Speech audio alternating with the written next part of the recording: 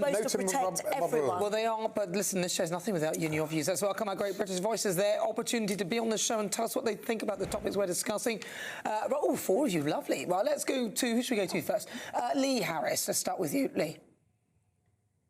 Absolutely not, Nana. I could not believe my eyes when I saw this clip. Yet again, the Met Police have behaved appallingly here. You know, week after week, London's been taken over by these anti-Israel hate marches, and we've seen open support for terrorists, genocidal chanting, anti-Semitic placards, and a huge increase in anti-Semitism. And our two-tier police have mostly sat back and done nothing. And now we've reached a terrifying point where a Jewish man isn't allowed to cross a road and be threatened with arrest because apparently being openly Jewish will antagonise the hate mob. Well, they've apologised. They've apologised for the wording.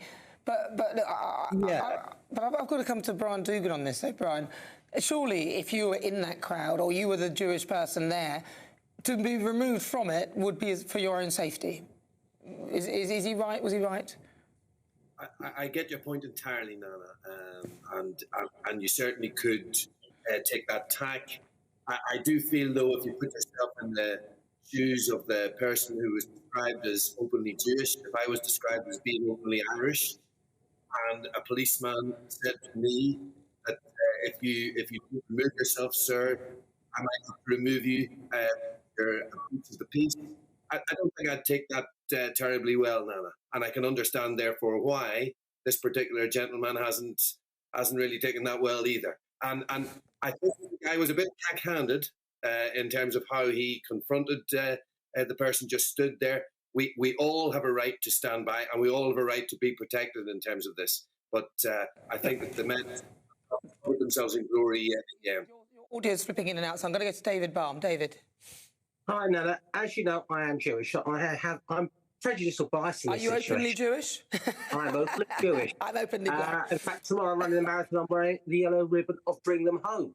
So I blame this all on Sadiq Khan. He has forever stopped, and if the police are not allowed to act in the interest of the public, he's allowed protests to go ahead, which are openly anti-Jewish, anti-Semitic, and calling for the death of Israel and every Jew. Well, not everybody on those protests. They would argue that they're protesting for peace and for those who are being killed in Gaza. That's probably, I know it's not the point. The sooner we have a new mayor of London, the sooner, hopefully, things can get better. Well, let's hope it's... Well, you never know. It might be him again. Who knows? Right, let's go to Lee Webb. This is pure politicisation of the police. When you have a protest, the police need to make sure that they're able to allow that protest, but also allow a counter-protest against it. And that's what always used to happen. In all the protests that I've seen, when you've had sort of like EDL marches, there's always going to be a counter-protest. You must make room for that. Yeah. And it's the same with far-right protests. You must make room for that. We get the point, Lee.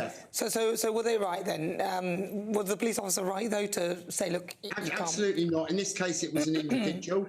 But had it been somebody counter-protesting, they should be allowing that counter-protest to happen as well. All right. Well, listen, thank you so much for great British voices. Lee Harris, David Baum, Lee Webb and Brian Dugan. Thank you.